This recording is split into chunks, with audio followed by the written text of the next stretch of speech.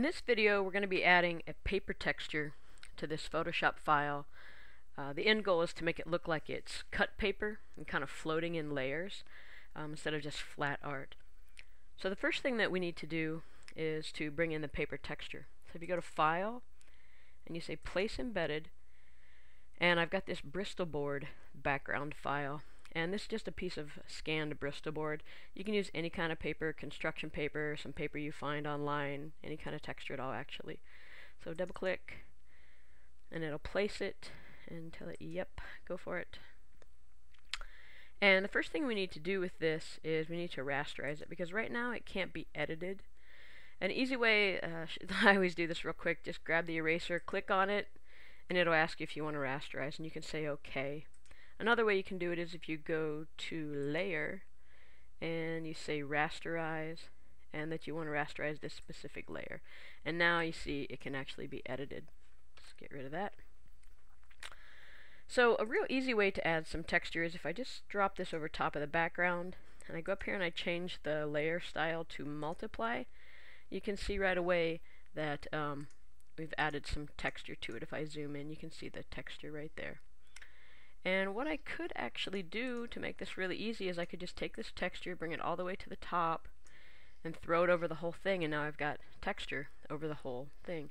But when I do it this way, what happens is that the texture is laying over top of all the art, and if I move the art, you can see the texture is staying where it is, and the art is moving.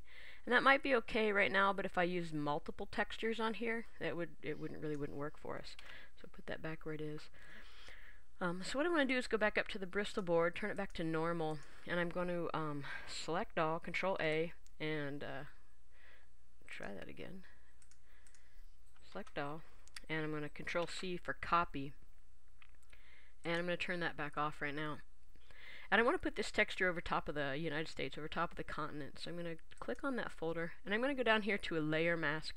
And if I click on the layer mask, it puts a layer mask in. I'm going to go up to channels. And this is where the mask will be. So I turn that on, and I paste Control V, and the red, there's the layer mask. So right now I'm going to turn it off and go back to layers. I'm just going to hide it and actually turn it off. And as you can see now, the mask is right on the actual continents. So now if I move the artwork, the texture moves with the artwork. Alright, so now that that's done, I'm going to take the Bristol board layer and I'm going to go back and I'm going to stick it over the background, turn it on, and use the multiply layer because that's just quick and easy. So now the background has its own texture and the continents have its own texture, and they move separately. And again, if we had different textures, that would be really important. And I want to add the texture to all of these, so I'm going to choose the type.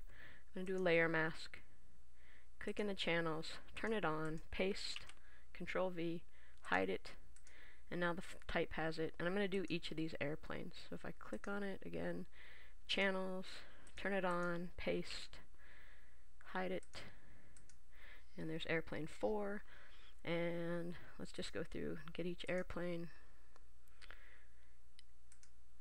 Channels, hide it, airplane 2, same thing, channels, hide it, and airplane 1.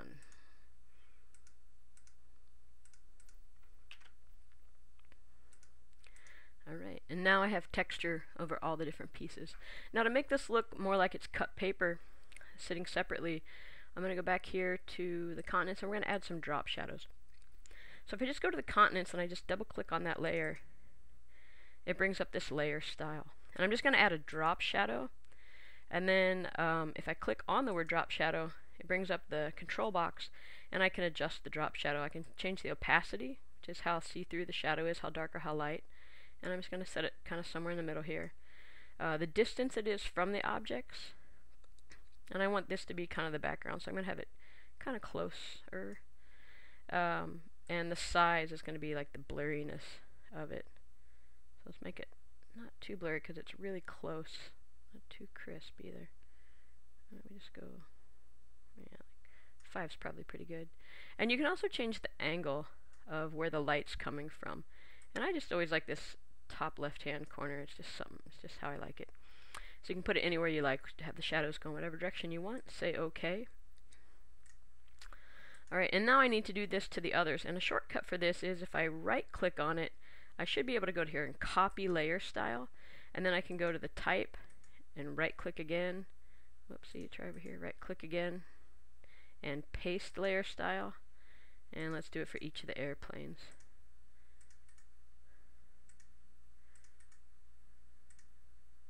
I'm right clicking, paste layer style, and now everything has a shadow. And what I want to do is for the airplanes, I'm going to start with airplane 4. They're clockwise 1, 2, 3, 4. I'm going to start with airplane 4, and I'm going to click on the drop shadow, and it'll open the control box up again. And I'm going to increase the distance because I want the airplane to look like it's higher. It's further away from the paper than the other pieces. And I'm also going to do size is going to give me a tiny bit of blur, because if it's that high up, the shadow would not be as crisp. And I'm say OK, and then I'm going to go back here, and I'm going to copy layer style again, and then I can go back and reapply this to each of the airplanes. If I can find it, there it is. And now all the airplanes are a little bit higher, and I'm going to go to the type on here, and I'm going to pull the shadow away just a tiny bit, not as much as the airplanes, but just make it a little bit higher. And the blur doesn't need to be much more. And I'll say OK. Alright, so there we added a texture to each of the layers and some drop shadows with the goal of making this look a little more 3D, like it's made out of cut paper. This is Mandy Root-Thompson with MedDraw Studio, and I hope you enjoyed the video.